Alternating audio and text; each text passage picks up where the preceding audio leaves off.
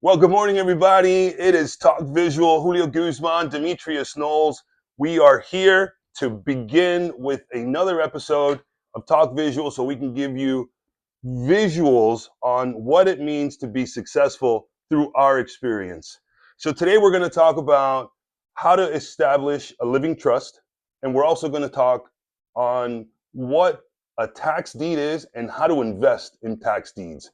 So Demetrius and I have had some experience in both, and we're going to love to share, how it has helped our lives and what we did to get there. So Dean, thank you for being here. No worries, brother. Always a pleasure. Let's get right into it, man. Tell us about a trust. What is a trust? What is it? What is it for? What's the purpose? And how has it helped you? Right. I mean, this is only my opinion as we were discussing. I wanted to make sure everybody knows you will have to consult with your own from your own legal perspective. This is only my opinion. You're not an attorney. I'm not an attorney, so do not tag me. But I'm sure there's nine different types of trust that I've done some research on, and one that we've selected for my family was the irrevocable trust, and that's one where simply you have two trustees, and simply you could modify it if you wish. But once the irrevocable trust is in place, if anything should happen, um, you don't have to go to the probate option. And Okay, so it's specifically to avoid probate. Correct. And a lot of families sometimes don't understand what that is until someone passes in their home and it creates havoc in their lives. That is correct. And so we've learned that going through two different attorneys to try to make sure that our method was set up correctly. The first time we went through it, and it could be quite expensive depending on how much stuff you're putting in those trusts. Okay. I mean, I've seen anywhere from 2,000 to 6,000 and beyond, depending on what you're trying to dump into the trust and to how you want to modify it. And if you have kids, it becomes a bit uh, more chambers, which means that you would simply need to consult. I would highly recommend it. So the one I chose was the revocable one, with two trustees, and making sure that we align ourselves, because we tend to Right.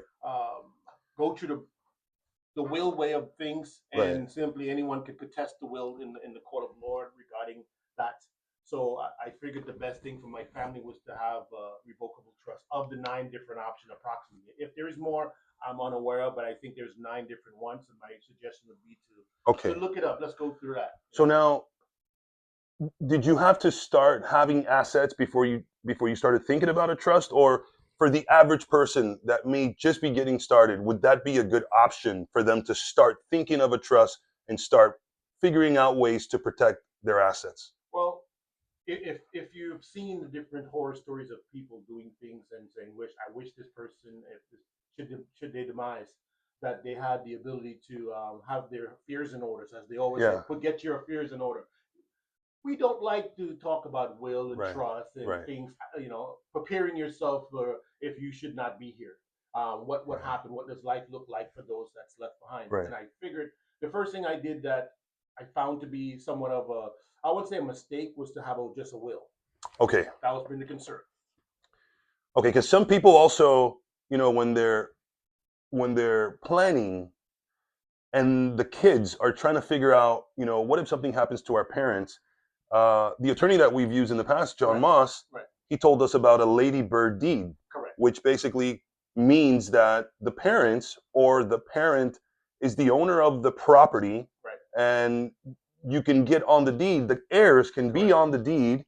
However, they don't have any rights to the property until the person passes. Right. But your trust takes it to a whole new level of protection. It does. I mean, for one, the trustees are the ones that controls things and can modify them. And just as an example, if you have children, you can add them on, and in the event that they should have, you can make different chambers for different reasons. If that's always modifiable, which was something I wanted to make sure, because you have children, if the guy, son or daughter, and they happen to marry someone that Yeah. you may like or not like, and you figure, well, you're not getting any of this. Right, right, So right. you wanted to make sure it's protected, but it lives on forever. Just something that you want to leave for the next generation. And I think that was the best choice for me and my family compared to others. It's important to, and I learned that the hard way, because I Right. started off with a normal trust, and I could tell you I spent almost $6,000 the first time Okay. to correct them. Well, I would say it was a learning experience, so Right. it was never a bad thing. And then I come to find out it didn't need to be so cumbersome, based on the amount of assets that you have determines how deep you want to go into it. It's a lot of layers. It's a major onion. So Yeah. you're gonna have to peel back based on what you're looking for. So I like the irrevocable one because Right. if should something happens to one of us, it lives on forever. Okay. And we dump everything into that trust so that it continues. So if there's a life insurance policy, you can, I guess, you can assign it to the trust so that the proceeds of anything should happen goes there to the trust. Got it. So to put that in plain English, right? Right? You have, let's say, a person has a life insurance policy Uh-huh. and with a death benefit, Right. right? And let's just say, for example, it's 500,000. Mhm. The person passes and they do have a trust. Right. You can assign that death benefit to be applied to the trust. And then the trustees are the ones that get to utilize or decide what they want to do with that benefit. Correct. Instead of it just going straight to someone. Correct. That's the language. I mean, the goal purposely is not to go before a probate. And that was the intent. If you assign me to have the car, Yeah. the car should be yours. Right. It shouldn't have to be decided amongst whether someone is contest that. The evocable, is your final wishes to have someone have something. There should be no reason why that should be altered. And I think the other methods give you the ability to alter. So for the audience to understand what happens with probate, people that don't have,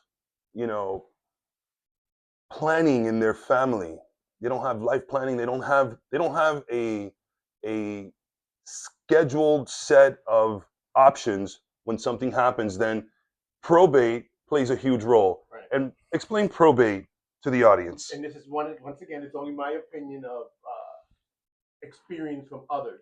I am not a professional in that space. You definitely would have to consult with your attorney. But my opinion, what my interpretation of what it is that well, if something should happen to you and you don't have a trust, or then you have to go before the courts, and the probate court decides. And if someone decides to say, "Hey, I knew Demetrius. I think that I should be entitled to X amount of dollars. X amount because I know him for XYZ reason, and we had a discussion." Well, that takes that off the table when it's in a trust versus having to be before the court and the judge decides what he thinks deems necessary or what's fair or not fair. So probate is basically, in a sense, where all the vultures come out Right. and they are trying to take, in our opinion, everything that estate has. Right. So in order to avoid that long, legal, tedious process, you do some estate planning ahead of time and you get to avoid that.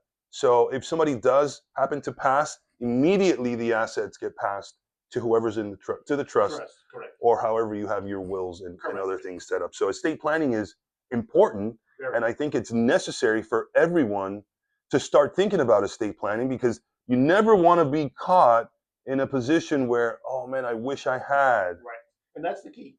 The goal is to make a change for the next generation based on the past, right? So if you say, you know what, I've seen so many different persons, the minute they pass, something happens to where everyone is at each other's throat because there was no language left behind to kind of divvy up what was left behind. So it creates a problem, and some families stopped talking, and worse, they started going at each other for things that was not spelt out on any paper. Money always does that to families. So when they set it up correctly, it'll alleviate a lot of headache. Correct. And people can kind of move on in their lives. Comfortable conversation. And a lot of people also don't know that if you have an elderly parent, once they get past a certain age where they don't have cognitive function, no attorney wants to do anything with that family. So it's almost like you pass the point of no return, and then you're stuck. Right. So you want to do this while you have sound mind. So obviously the questions that they traditionally ask is to make sure that what you're saying, what you're doing, they make sure you give you a cool off time frame to make sure that what we're doing and created and making it a legal stamp of things. It's important, and I think for the next generation, if you do it correctly, you wouldn't have any concerns. You can rest in peace. Right. And there's usually not for you, man. You're doing these things to set up for the next generation to avoid. Hey, how do you take your generation and move you out of a scenario considered Yeah. poverty, right? And Right. if you're on a path and you figure that, hey, you can change it Yeah. if you start. Right. And that's what I've done, and I think that quite a few people have done, and I'm working on it to make sure that I can try to talk to my family to Yeah. make sure, hey, get in, get it done, Yeah. to avoid any type of concerns, questions, you know, that may And arise. there might be a lot of people out there that think, well, I'll just get a power of attorney, and then I'll go to the attorney, Right. and I'll say, hey, this is how I want this to be set up. Right. Attorneys are not going to do that. I mean, they may do it, but it's simply, is it the right thing to do? Right. I mean, they may, just like having a will, right? And you can have a will. It works for a lot of people, but then you end up in probate court. Right. A lot of times, persons, no matter the language, it can be the judge can say something Right. that can change that. But I Right. feel the revocable trust. I should think most persons should look it up, see how it applies to you and how you wish to have it, and it can be so many arms to that thing. I've Yeah. heard persons having LLCs and all attached to the revocable trust, and everything as far as the deed for the properties all ties into it. I mean, it has layers. If you have artwork, if you have Yeah. jewelry, if you have real estate, whatever it may be, it kind of takes off the table the problem. If you have one son and you figured, or a family, and you say, I want to assign X amount to this person, and after a certain age, you wish for him to do this. Right. There's so many layers that you can get into, I feel, and I'm sure there's other spectrum that person can have. And it also is a very effective way to avoid having to pay taxes. Yes, sir. We're not accountants. Not at all. We're not accountants. We're not lawyers. But there are some benefits, Correct. and there are some ways that taxes can be deferred in a sense. Okay. So where would you recommend people go to learn? Would you just Google, how to set up a trust, or? Well, there's legal professionals. I mean, they can Google it on their own and find out a little more information. Then take that information, so you'll go into where the legal professional is, and you'll have a little more understanding going into the conversation. There's nothing worse than flying blind. I always tell my staff that if you stay ready, you don't have to get ready. I mean, we're always work in progress, but I believe that if you Google it now, Google the internet now, it gives you so much information that you can take some of it and help close the gap, because if they have to start from scratch, Yeah. some of them are very expensive. Well, we're big proponents of, supporting local business, and I know the attorney's retired now, but big shout out to John Moss. 100%. Amazing attorney. And he surprised me one time when he just started speaking Spanish. I was like, wait a minute. And he spoke it very, very fluently. He was awesome, and I miss him dearly. So big shout out to John Moss. We appreciate you. I mean, there's been a lot of people out there that been a lot of role models for me, and I'm sure for you as well, in the community. And we love our community, and we want to do things and try to encourage those who are out there, just to kind of say, hey, there are persons that have done it. If you're going to listen to somebody, you might as well listen to someone who have done something versus someone who's sitting on the sideline telling you what you woulda, coulda, should have done, and they haven't done it for themselves. There you go. So Demetrius and I are always going to give you our advice on things that we have actually done. We didn't just read it in a book and then come over here and say, hey, you ought to do X, Y, Z. Yeah. No, we're speaking from experience. So thank you, Demetrius. Very, very interesting on how to establish a trust. I think people are going to take advantage of those little tools. But well worth it. Trust me that a trust is the irrevocable one is my top choice of the 9 probably different versions of them, and they all have what's behind it. How does it work? Is it only for this reason? Look into it, man. It'll save you a lot of grief later on. Yep. All right. So now we'll get into tax deed investing. And tax deed investing, every millionaire that we know, they've got something to do with real estate. Yes. Real estate is somewhere in that portfolio.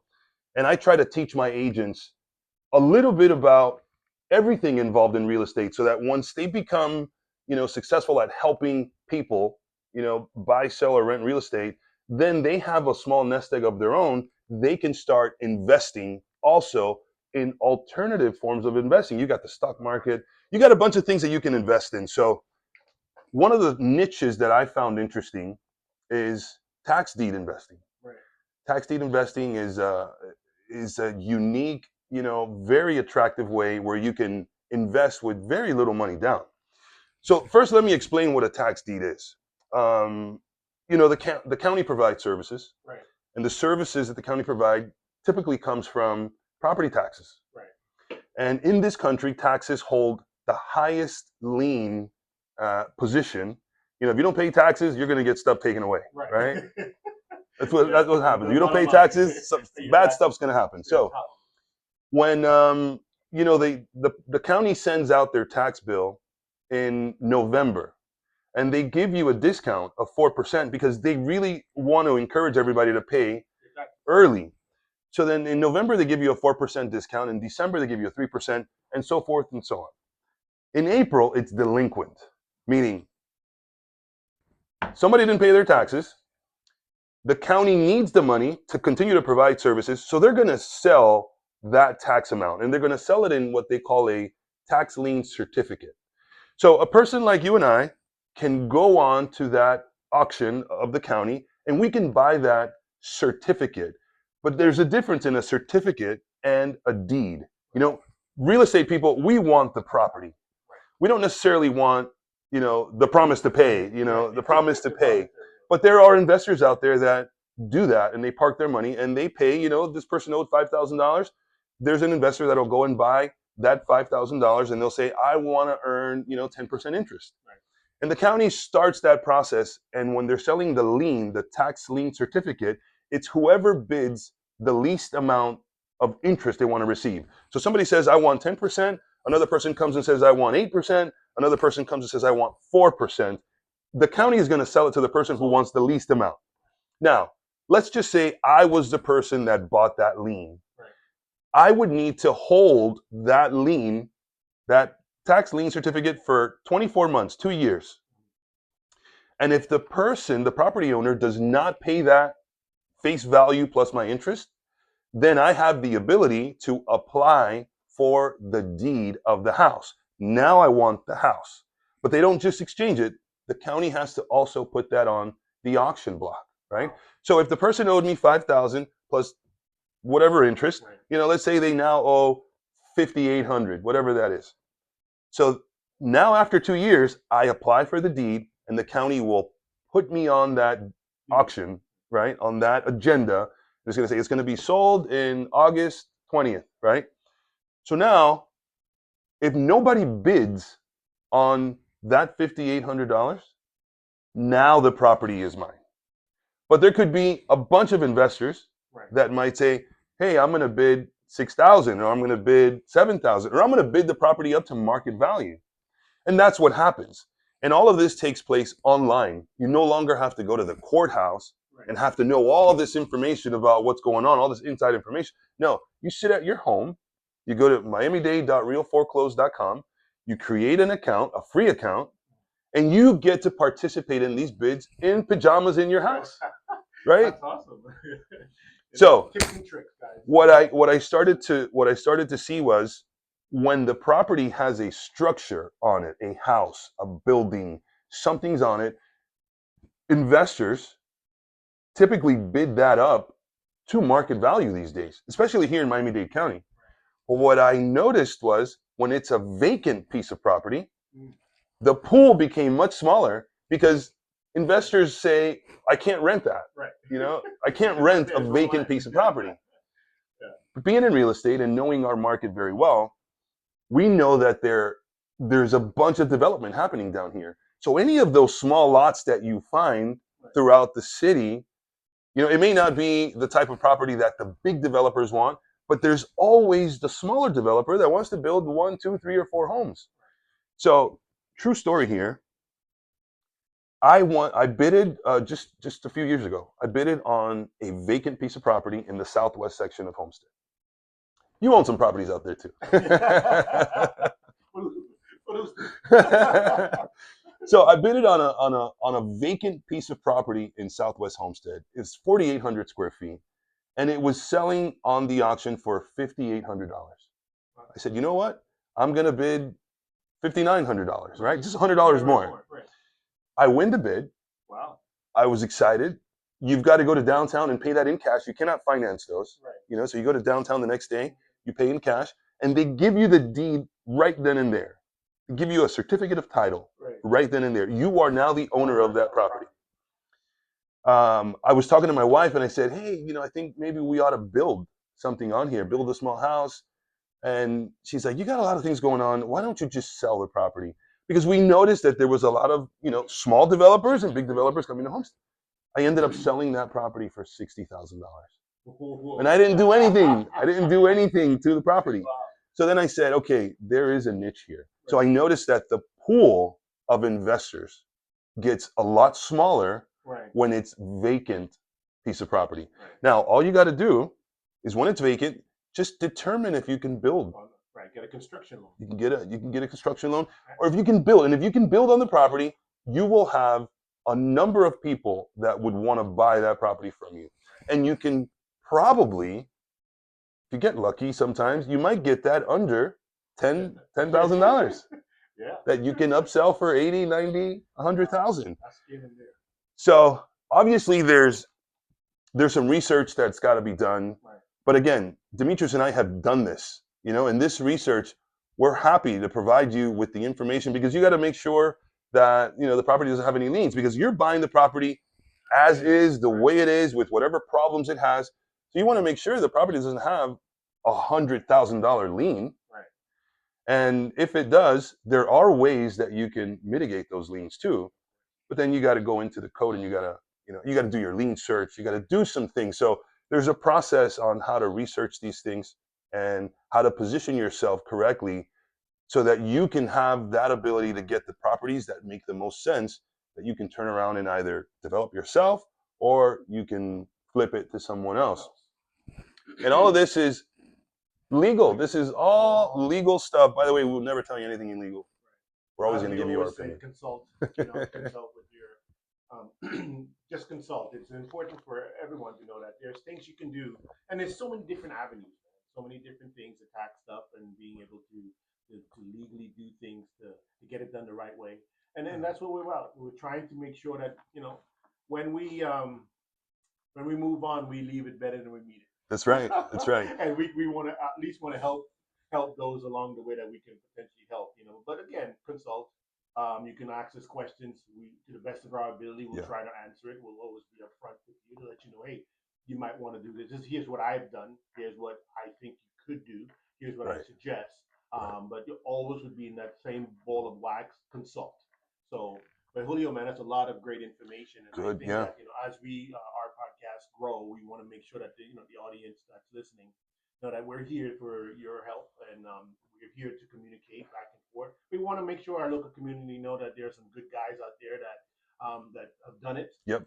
And they can learn from us. And we're gonna put links. We're gonna put links down here so you guys know exactly where to go, and just our opinion on what you should do, so that you can visually see yourself succeeding every day, which is what we're all about. All right. Well said. Thank you guys very much. We'll be back next week with another episode of Talk Visual. Be safe out there.